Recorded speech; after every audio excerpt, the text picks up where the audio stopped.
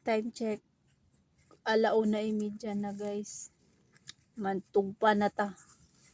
Ay ako ganina pa kong buntag. 8:00 pa ko nagsugod og lupad-lupad. Hangtod karon mag 1:00 na. 1:30 na di ay. Mao pagyoy pagtugpan ako mo jud ni problema sa mga every Ramadan. Kaya sa mga nagbabalak mag-abroad, ay Diyos ko po, pag-isipan yung mabuti. Kay di gyud lalim day, magsige. Naminhod akong tiil, akong kamot, hangtod sa kalawasan, ugma na pod sa hangtod, isa pa ni kabulan. Tapos pag abot sa Eid, wala kay madawat. Imagine, ingana, nagrabi na nimo kakapoy.